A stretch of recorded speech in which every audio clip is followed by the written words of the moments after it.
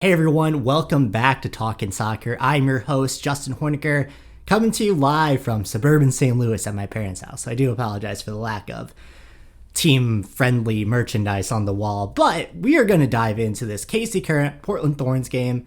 KC Current strangle out a result that it was frankly due. It was a 0-0 game until the 87th minute. The Portland Thorns get a lucky bounce off of the bar that comes back to the Thorns attacker. And lucky isn't the right word because Portland Thorns deserve this win. If you look at the XG chart, they dominated this game for the most part, especially, until that goal, until KC are able to come back. And frankly, Franch deserves all the MVP votes in the world for this performance because without her, credited for 8 saves, but 57 touches, which is just astronomical. I can't put into words how great this performance was for Franch and just her ability to command the zone and command her goalkeeper box. A real kind of black and white comparison to what we saw at the midweek game against Chicago and just how much they really miss Franch's presence when she's not in the game. So this game, spoiler alert, finishes 1-1 off a Hailie Mace. Just masterful effort. She's able to bring down an over-the-top ball, goes down at the edge of the box, and just puts in a beautifully struck kick from really the edge of the box. And it hits the wall perfectly, bounces in the corner. Just the most satisfying free kick you'll see. And once again, the story of this game is that Hailie Mace and Franch coming up big for the KC Current and are the sole reasons that they're coming away with points.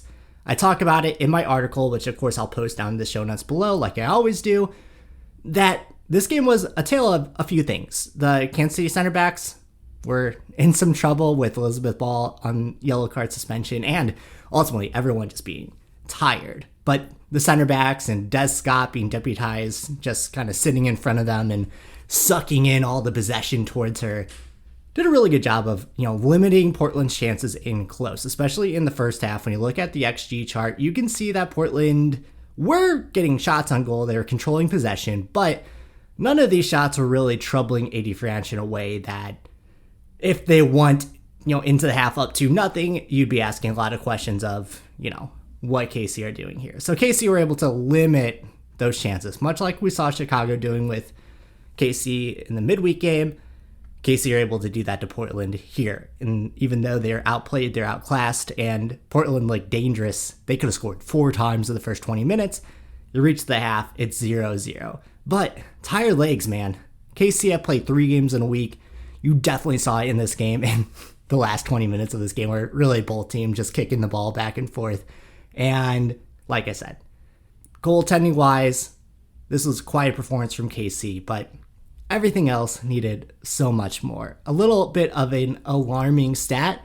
Kansas City haven't scored a goal from open play in 3.5 games. They haven't scored a goal from a forward in 3.5 games as Hailie Mace gets the penalty kick in the game last week.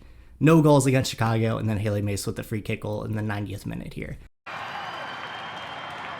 Early movement from both sides. Yeah.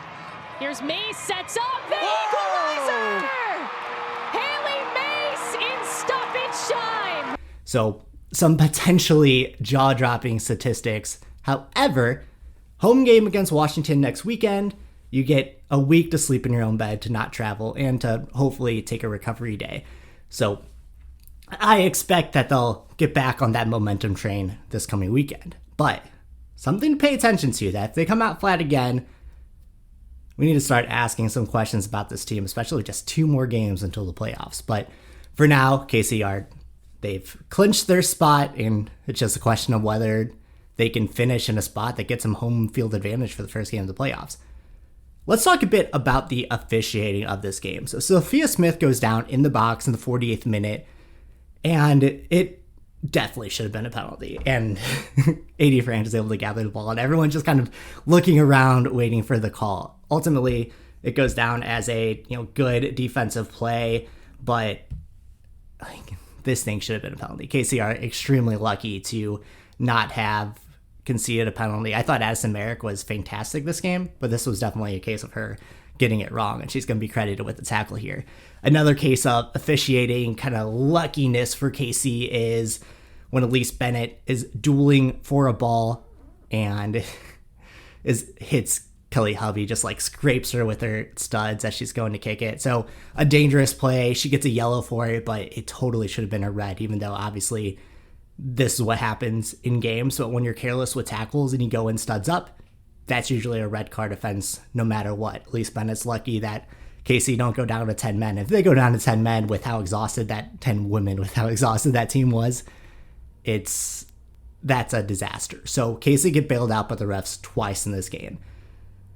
That first goal by Portland, like I said, a little bit lucky that Portland gets the rebound right back to him and Rocky Rodriguez is able to just put it back in past AD Franch, but you need a little bit of luck in these type of games, and Portland definitely deserved this goal. They outscored Casey on the XG side 2.46 to 1.03, and that doesn't even include the potential penalty call that should have been there for Sophia Smith. So Casey were definitely outplayed. Don't get me wrong. I don't want this to seem like I'm saying that, Casey deserved this win because they played well, or deserved this result because they played well. They deserved the tie because AD Franch, you just can't waste that performance from AD Franch. If she does this, they lose 1-0. You're just throwing your hands up in the air.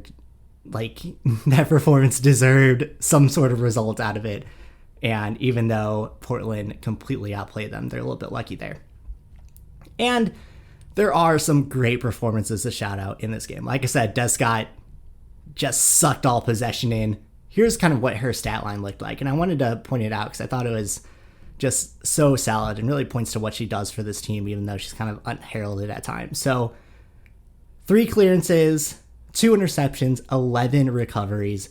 She won 71% of her duels. She was fouled, carrying the ball once. And it just goes to show how much stability she gives that back 3 as well when she can sit in that position and just kind of control the midfield.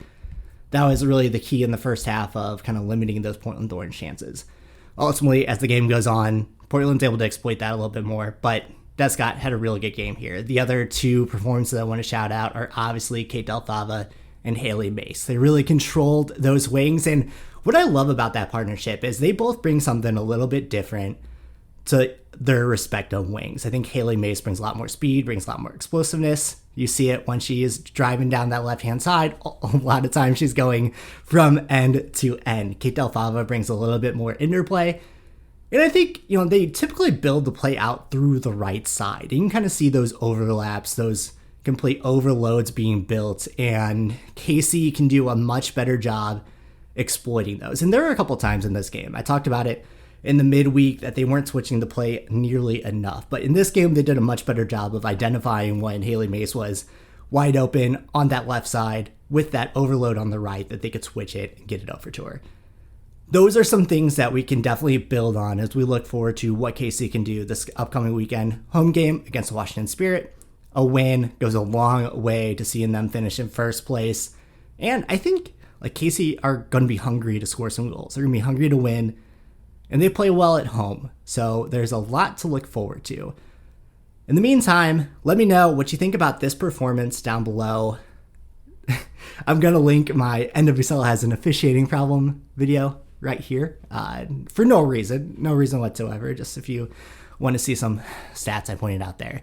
In the meantime, thank you so much for watching. Like I said, give me a thumbs up if you like this video. Subscribe if you want to see more soccer talk. And as always, we'll talk soon, my friends.